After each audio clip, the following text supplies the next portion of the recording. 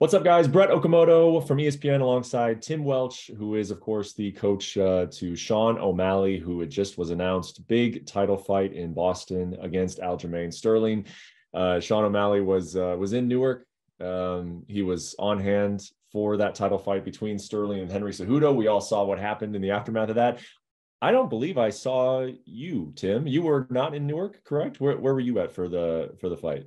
No, I was in New York and I was cage side with him too, but they would only let one in the cage. I was really trying to get in there with him because I didn't feel comfortable with him being there by himself, but they had a lot of security there and they said only one in, only one in. So What was the whole week like for you? I got there a little later. I got a little sick, so I got there a little later, but I mean the weigh-in day and fight week, it was the same as any normal trip. We were really looking forward to finding out who we get to face. Mm-hmm. What were so like that the day of when you're going over to the Prudential Center? Did you have kind of a strong gut feeling yourself, Tim? Like, were you going and did you kind of feel like you knew what was going to happen, or you were like, man, this could really go either way? Like, what were sort of like your thoughts going into that fight? Always kind of I'm thinking it could go either way, but I was like, I really thought in my mind there's no way Henry could take 3 years off and come back and beat Aljo. I thought there was no way. So I definitely picked Aljo to win. I was hoping Henry could win just so we could be the first to knock him out and get all his accolades. But I figured Aljo was going to get it done. What was Sean saying about the fight, just between the two of you? Did he share that opinion? He figured Aljo was going to win. We knew Henry had a couple ways to win, cracking Aljo, backing up, moving his head all weird, but he figured Aljo was going to win too. Okay. So, leading up to the fight, like, were you guys, I mean, I definitely saw like some media attention, this and that, but was it kind of like did it feel like a media trip, or did you guys kind of get left alone a little bit? You just got to enjoy the event a little, or did it feel like kind of like a scrambled business trip? Every trip with the UFC now feels like a media trip. They always have a camera on Sean no matter where we go. So every trip, we're just kind of getting used to it. Yeah, yeah. So then they're walking out and the fight starts. Walk me through some of your observations of Aljamain Sterling versus Henry Cejudo. Yeah, I figured I knew Aljo would be able to take him down against the fence. And I really think Henry thought, no way Aljo can take me down. But the fence changes so much. You can lock your hands, you can put all your weight on someone, and then you can get the takedown. I was impressed how Henry defended the back, though. He never let Aljo get a body triangle, which Aljo's just so elite at. You saw it with Peter Yan, just a couple of mistakes, and Aljo's going to be on your back for the whole round. So I was impressed by Henry Cejudo that he could avoid that. But other than that, I think Aljamain learned so much about pacing after his first fight with Peter Yan. I think that helped him grow so much. And anyone who can go 10 rounds or 9 rounds with Peter Yan is an animal. And I think stylistically, this is the most dangerous bantamweight champion there's ever been. Yeah, I really think that he's just so athletic. He's long, he's strong, and he's not just a good wrestler. He's a good wrestler with good jiu-jitsu, and he's very funky. He's very funky. He switches stance. He throws spazzy things, and he's good at chaining his wrestling together. He's the most dangerous bantamweight there's ever been, in my opinion, and look forward to the challenge. Most dangerous ever, Aljamain Sterling. It is very cool to hear you say that, Tim, because I feel like, and maybe this is starting to change, obviously with the Dillashaw fight, and now he's beat Cejudo, and everyone is obviously well aware of what Cejudo has accomplished in his career. But I feel like Sterling has really had to scratch and claw for respect and scratch and claw for, people to recognize him as legit. So for you to call him the most dangerous matchup ever at bantamweight, I mean, who else is up there in that conversation, and why is Aljamain the top guy for you? Merab's definitely up there too. Anyone who can put the pedal to the metal for 5 rounds is a freak of nature. And yeah, I think Merab's up there. But Aljo, like I said, he's just funky. And if you make one simple mistake, he's going to be on your back the whole time. And his cardio's gotten better. He's not only good at grappling, but he's good at MMA grappling too. So he's going to be good at mixing it up. The timing's going to be right when he's ready to start punching you. Then he's ready to keep advancing to half guard and then try to mount you and force you to give up your back. He's just very good physically and technically. When you see him get on these guys' back, some of these guys have done well. Like as much time as he spent on Piotr Jan's back, like Jan was able to at least not give away submission, right? And you said that you were impressed with some of the things Henry is able to do from a defensive standpoint. Like, does that when I hear you say, like, if you make one mistake, he's on the back, like when you look at this fight now with Sean, is it can you win this fight, I guess, with like, do you have to limit them? Like, can you allow him to get on your back, or like how do you feel about Sean's ability to if he does give up his back, I suppose, to be able to even like get out of those positions? Like, what'll be the key to just stop those positions from ever happening in the fight, or there's a way to escape them and to still get out of there if he does get to those positions? I mean, of course, you got to be ready to defend if he does get on your back. You have to have those tools in your bag. But Peter Yan, a super short, stocky body with no neck, and same with Henry Cejudo's short, stocky body. But someone longer like Corey Sandhagen, you saw what happened to him. We got to do our best we can to not. I mean, all those guys, as soon as they get taken down, they're going to all fours and popping up. And that's what Aljo wants you to do. He wants you to go all fours, pop up so he can hop on your back. So we just got to be smart about when we pop up. And Sugar has a lot more dangers than people, has a lot more threats than people know of on the ground. So look forward to possibly letting those go this fight. Do you think Aljo has been this guy for a while and just the credit has been slow to follow, or do you think he's really kind of found something over the last couple of years? Yeah, I think the more he wins, the more his confidence grows and the more dangerous he gets.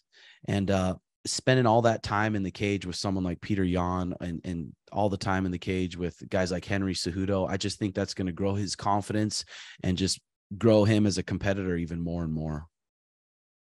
This has been a question of Sean, it was always going to kind of be this question. It was the question that was asked when, I guess, even when he fought Pedro Munoz, and then when he went over to Abu Dhabi to fight Piotr Yan, is he ready? Is he ready for this? And is it coming at the appropriate time? And is he ready to deal with this like type of style? I think that's going to be the big question here, right? Is that there's just such a different style than he's really fought.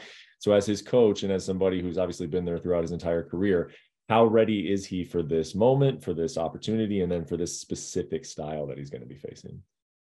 Like I said, if anybody's going to do it, Sugar's going to be able to do it. His whole career, the game plan against Sean has been to pressure him and get him on the fence and take him down. His whole career has been that way. In training, we find the best guys we can to try to pressure him, to try to put him on the cage, to try to take him down. And Sean, every time he shows up in that cage, he's game. He's in there to win. So if anyone can do it, Sugar can do it. And Aljo hasn't fought anyone like Sean, anyone who's near as fast as him, who has KO power in every limb and is funky, similar to Aljo. So Aljo's never fought no one like Sugar, and we've never fought no one like Aljo. So we're going to find out what happens. What do you think is more challenging just in the sport? Like if you look at the two different styles, like who has the advantage, I guess, the guy who's trying to be aggressive and cut off the ring and put him on the fence? Like, is there, or is the advantage with the guy who knows that guy's coming and has the space? Like, do you know what I'm asking? Like, which is the harder game plan, do you think? Well, anytime someone's such an expert at one area, a grappler, who's an expert at taking the back, that's a big danger. And he's so big and he's so strong. So going into the fight on paper, you're going to say Aljo has the strength. But like I said, Sean's range and Sean's being able to switch his stances and not being able to get a hold of him, he's an expert at that too. So we're really looking forward to see what happens. We have plenty of time to prepare for him. And these last couple of months, Sean's really been able to get healthy, let his muscles heal, let his joints heal, and just really heal and get prepared for this fight camp compared to Aljo, who's he's going to have to put together back-to-back fight camps. He's probably ballooning up right now. He's going to have to crash diet again. And that's a lot of wear and tear on your body. And I think it's going to be tough for Aljo. I think he's going to go in there with probably a little banged up. We're going to prepare for him to be the best. But I think Aljo thinks he's going to do the same thing to Sean as he did Corey Sandhagen.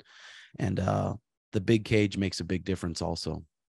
Do you think realistically, when Aljo is kind of away from the cameras and he's in the gym, and obviously, I mean, this guy is a champion, he's preparing for everybody, but do you think that maybe there is some slight thought in the back of his head that just this guy's not a ground fighter? Like, and you see him in the press conference say that, and maybe he's just making it up for quotes, or maybe he's not. Do you think in the back of his head he kind of is prepared for or knows what is going to happen when he locks up with Sean on the ground?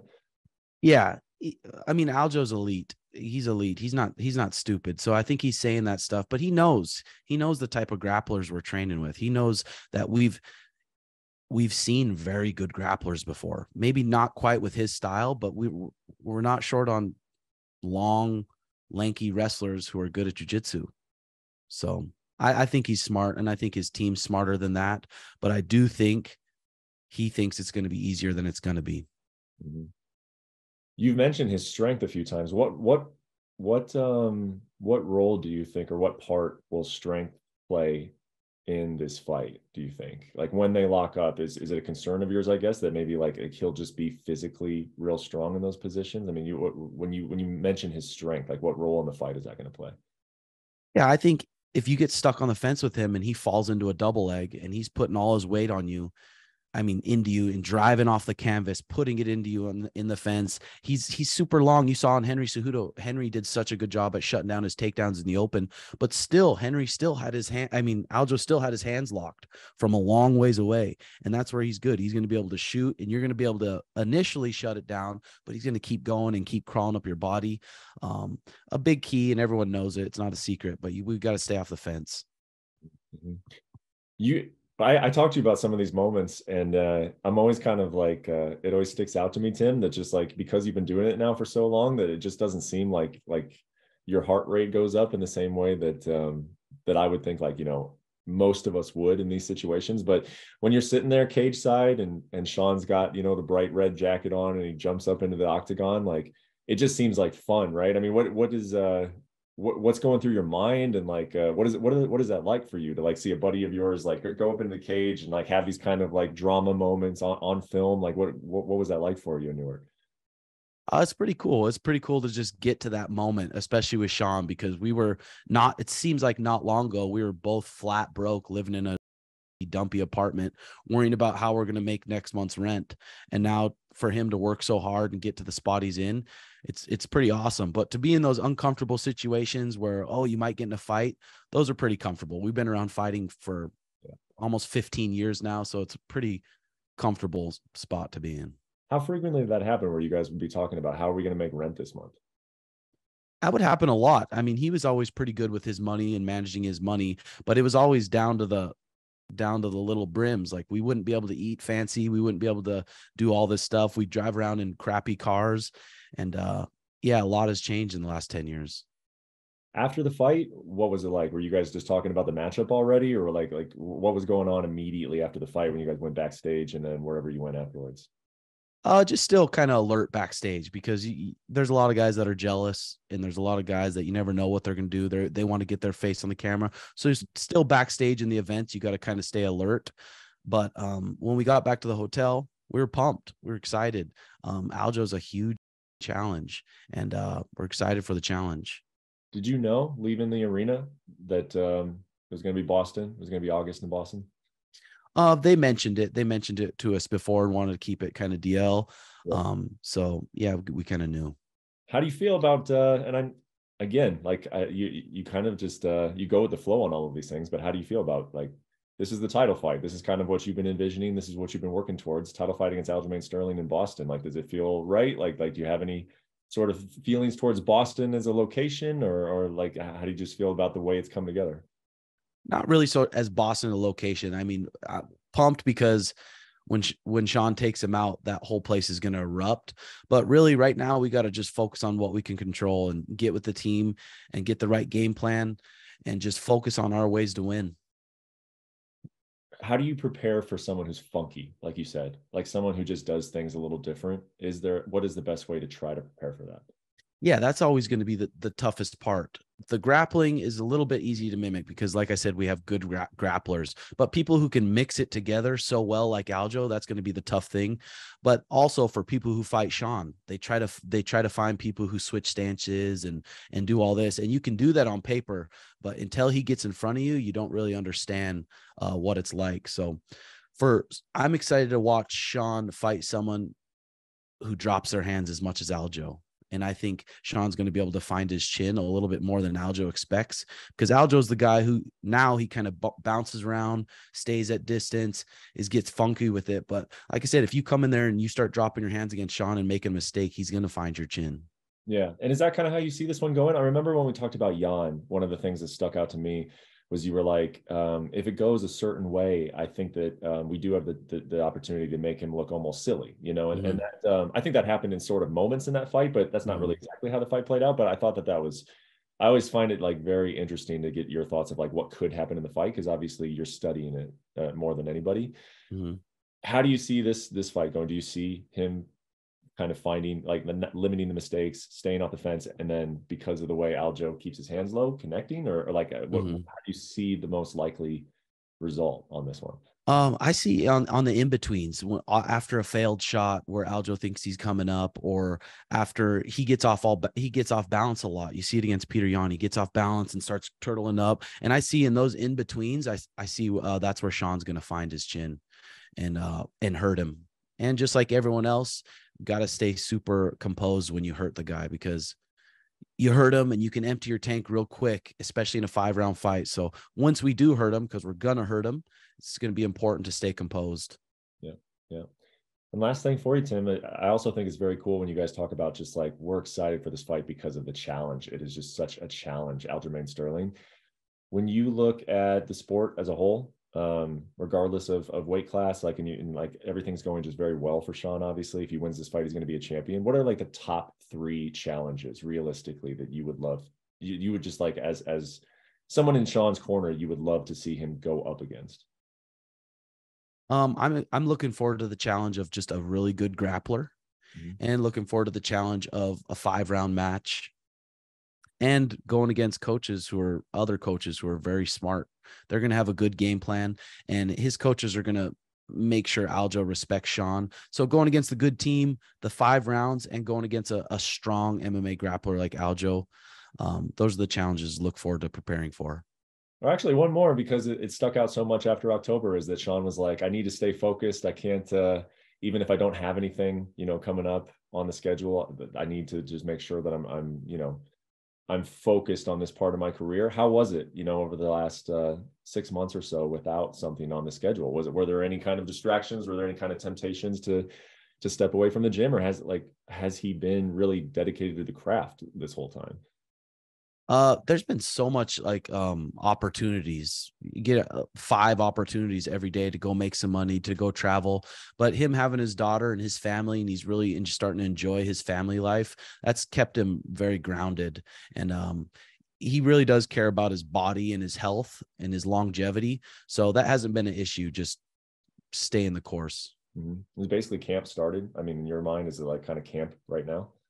We got to be careful, because I mean, it's going to be super easy to get hyped up and go just start working hard every day, and then the time the fight comes, be broken down and overtrained. I think you see that a lot more than people think. So we got to be smart about our training schedule at this stage, smart about it at 10 weeks out, 8 weeks out, 6 weeks out, 4 weeks out, and have the training schedule adjust as we go.